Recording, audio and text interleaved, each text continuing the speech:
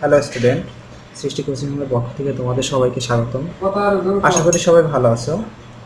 তো আজ আমি তোমাদের দেখাবো পরিমিতি অধ্যায় 16.1 এর 3 নম্বর অঙ্কটি। তো চলো আমরা 3 নম্বর অঙ্কটা একটু দেখে ফেলি আসলে কি আছে অঙ্কটায়। তোমাদের আমি বরাবর মতো আবারও বলবো যে অঙ্ক করার সময় অবশ্যই তোমরা অঙ্কগুলা ভালো মতো পড়ে, তারপরে বুঝে, তারপরে চিত্র এঁকে, তারপরে সমাধান করবে। ওকে, তো চলো আমরা অঙ্কটা একটু দেখে ফেলি কি লেখা আছে। তো দেখো অঙ্কটায় আছে যে একটি সমদ্বিবাহু ত্রিভুজের পরিসীমা 16 মিটার। কারণ আমাদের অবশ্যই একটা ধারণা আসছে যে ত্রিভুজটা হবে একটা সমদ্বিবাহু ত্রিভুজ এবং তার পরিসীমা দেওয়া আছে 16 মিটার। ওকে, তো আমরা একটা চিত্র এঁকে ফেলি। হ্যাঁ, একটা সমদ্বিবাহু ত্রিভুজ যেহেতু বলছে, আমি একটা চিত্র এখানে এঁকে ফেলি। তোমরা দেখো, তো আমি একটা চিত্র আঁকলাম।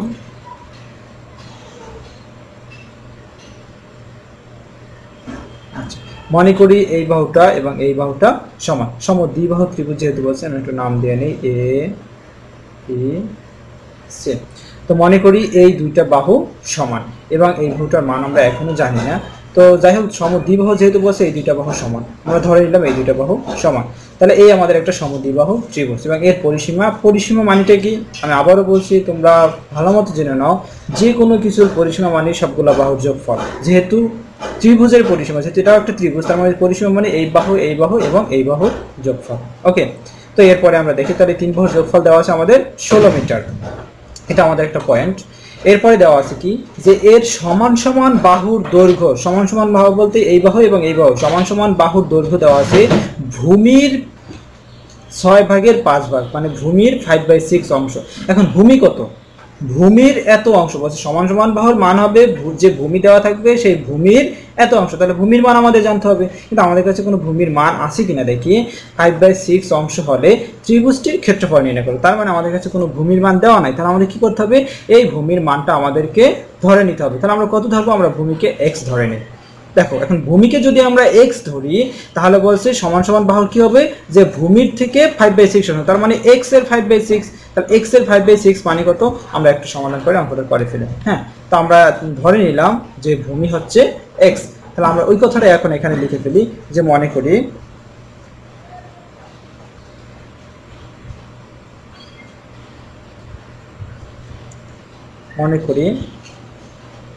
ভূমির পরিমাণ, তোমরা অঙ্কটা অবশ্যই ভালো করে আগে বুঝবে, তারপরে অঙ্কটা করবে। ভূমির পরিমাণ ইকুয়াল টু x। আমরা ভূমিকে x ধরে নিলাম।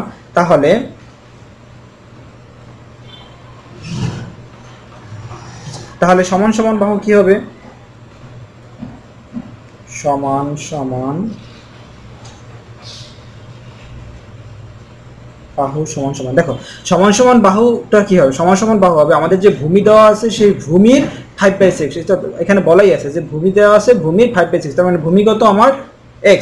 তাহলে x এর 5/6, তাই না? তাহলে x এর 5/6 এটা হচ্ছে আমাদের সমান সমান ভাবে x এর 5/6। তার মানে এটাকে যদি আমরা গুণ করি, আর আমরা অবশ্যই জানি এর মানে হচ্ছে গুণ, তার মানে 5 আর x গুণ, তার মানে 5x ডিভাইডেড বাই 6। তার মানে সমান সমান বাহুর দৈর্ঘ্য হবে 5/x ডিভাইডেড বাই 6। ওকে, এটা হচ্ছে আমাদের সমান সমান বাহুর দৈর্ঘ্য। তাহলে আমরা সমান সমান বাহুটা এখানে লিখে নেই। তাহলে এই বাহুর মান কত? 5x divided by 6। এখন বলে এই বাহুটার মান কত? অফকোর্স যেহেতু এই দুইটা সমদ্বিবাহু তাহলে অবশ্যই এটার মানও যা এটার মানও তা, তার মানে এটার মান হচ্ছে 5x ডিভাইডেড বাই 6। ক্লিয়ার? যেহেতু সমদ্বিবাহু তার মানে এই বাহু সমান, সো দুইটা বাহু যেহেতু সমান তার মানে এটার যে মান এটার মান সেম একই হবে। ওকে, তো এখন আমাদের শর্তটা কি দেওয়া আছে দেখো। শর্তে দেওয়া আছে যে পরিসীমা 16 মিটার। আমাদের এই পরিসীমা দ্বারাই আমাদের x এর মানটা বের করতে হবে, তারপরে আমাদের সমদ্বিবাহু ত্রিভুজের ক্ষেত্রফল দিয়ে অঙ্কটা করতে হবে, তাই না? তো পরিসীমা আমাদের শর্তে দেওয়া আছে পরিসীমা মানে তিনটি বাহুর যোগফল। তাহলে আমরা কি এখন লিখতে পারি যে প্রশ্ন মতে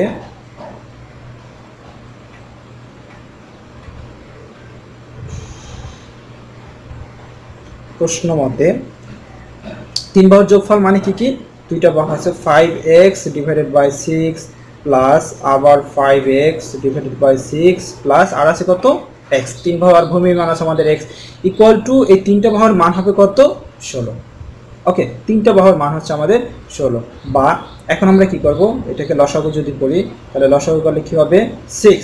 তাহলে এখানে কি হবে? 5x plus 5x plus 6x equal to 16। ওকে, তারপরে কি হবে, বা নিচে হবে 6, 5 আর 5 10, 10 আর 6 16 x ইকুয়াল টু 16, বা উভয় পক্ষ থেকে 16 বাদ, তার মানে x সমান সমান কি থাকবে 6। ওকে, তার মানে দেখো আমাদের x এর মান পেয়ে গেলাম কত 6। তো আমাদের এখন অঙ্কটা করা আরো সহজ হয়ে গেল।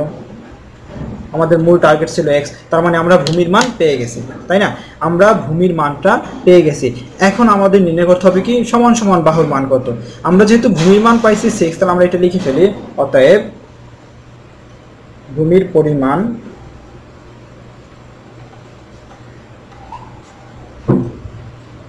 আর আমরা জানি সমদ্বিবাহু ত্রিভুজে ভূমিকে b দ্বারা প্রকাশ করা হয়, তাই না? যেটা আমি আগের ক্লাসেই তোমাদেরকে বলছিলাম। তো যদি না মনে থাকে তোমরা অবশ্যই আগের ক্লাসটা ভালো করে দেখবে, একবার না হলে বারবার দেখবে। তো দেখো ভূমির পরিমাণ b ইকুয়াল টু কত, তাহলে 6। অতএব তাহলে সমান সমান বাহুর মান কি হবে? অতএব সমান সমান বাহু, আর সমান সমান বাহুকে কি দ্বারা প্রকাশ করা হয়? এই দ্বারা, তাই না? তাহলে এর মান কত হবে 5x ডিভাইডেড বাই 6। তার মানে কত 5 ইন্টু x এর মান কত পেয়েছি আমরা 6 ডিভাইডেড বাই 6। এই 6 6 কাটাকাটি, তাহলে থাকলো কত ইকুয়াল টু 5। অর্থাৎ সমান সমান বাহু এর মান হচ্ছে কত 5। আমরা ভূমির মান পাইলাম 6, সমান সমান বাহু এর মান পাইলাম 5। এখন আমাদের বলো সমদ্বিবাহু ত্রিভুজের সূত্রটা কি? তোমাদেরকে অনেকবার আমি সূত্র নিয়ে আলোচনা করেছি পিছনের এর আগের তোমাদের লেকচারে। তোমরা যদি কেউ সেই লেকচারটা মিস করো তাহলে অবশ্যই সেই লেকচারটা আবার দেখে আসো। তোমাদের অবশ্যই সেই লেকচারটা না দেখলে তেমন ভালো বুঝবা না। তো আমি বলবো সেই লেকচারটা আবার দেখে আসো। আর যারা দেখছো তারা তো অবশ্যই ভালো, তারা অবশ্যই পারবে। তো দেখো তাহলে এখন আমরা নির্ণয় করবো, যেহেতু সমদ্বিবাহু ত্রিভুজের ক্ষেত্রফল চাইছে তাহলে কি লিখবো? অতএব ত্রিভুজটির ক্ষেত্রফল, ত্রিভুজটির ক্ষেত্রফল। ক্ষেত্রফল সমান সমান সূত্রটা কি ছিল? b/4 √4a² মাইনাস b², তাই না? এটা ছিল সমদ্বিবাহু ত্রিভুজের ক্ষেত্রফলের সূত্র। আচ্ছা, এখন b এর মান কত? এই যে আমরা একটু আগে পেয়েছি 6 ডিভাইডেড বাই 4 √4, এর মান কত 5, তার মানে 5 হোল স্কয়ার মাইনাস b এর মান কত 6 হোল স্কয়ার ইকুয়াল টু, তোমরা এটাকে সমাধান করো। দেখো সমাধান করলেই তোমাদের মানটা এসে পড়বে।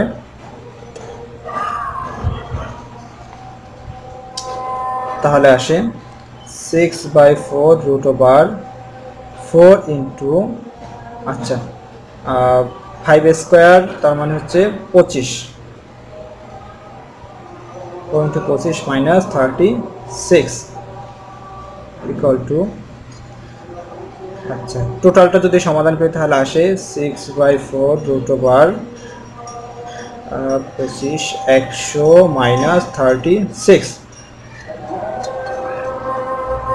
equal to 6/4 √4, তারপরে 3 আর 4 6 64। তার মানে এটা যদি আমি √64 মানে হচ্ছে 8, তাই না? আমি একটু সামনে লিখি, দেখো তাহলে 6/4 ইন্টু 8, 4 দিয়ে যদি কাটাকাটি করি 2, 6 দিয়ে যদি 2 এর গুণ করি তাহলে হবে, দেখো 6 দিয়ে 2 এর গুণ করলে 6 দোকানে 12। তার মানে এই ত্রিভুজের ক্ষেত্রফলের মান হচ্ছে 12 বর্গ মিটার। খুব সহজভাবে তোমরা সমাধানটা করে নেবে। এখানে দেখো সমাধানটা খুব সহজেই করা আছে, এটা গুণ। আচ্ছা, তো √64 মানে হচ্ছে 8, তার মানে 4 দিয়ে 8 এর কাটাকাটি করলে 2 হয়, 6 দোকানে 12 বর্গমিটার। অর্থাৎ এই ত্রিভুজের ক্ষেত্রফল হচ্ছে কত 12 বর্গমিটার। তো খুব সহজ অঙ্কটা শেষ হয়ে গেল। দেখো তোমরা অবশ্যই যখনই এই অঙ্কগুলো করবে তখন অবশ্যই আগে তোমরা অঙ্কটা করবে, পরে সেটা নিয়ে আগে একটা ধারণা নেবে সেই অঙ্কটা থেকে, যে আসলে কি বলছে কি চাইছে, সেটা দিয়ে একটা চিত্র এঁকে ফেলবে। আর চিত্র যদি আঁকতে পারো কোনো রকমের তাহলে মনে করো অঙ্ক তোমার 50% শেষ। তুমি যদি চিত্রটাই ভালো আঁকতে পারো তাহলে অঙ্কটা দেখো অনেকটাই শেষ হয়ে যাবে, এবং সেই চিত্রটা দিয়ে তুমি অঙ্কটা মূলত করা শুরু করবে।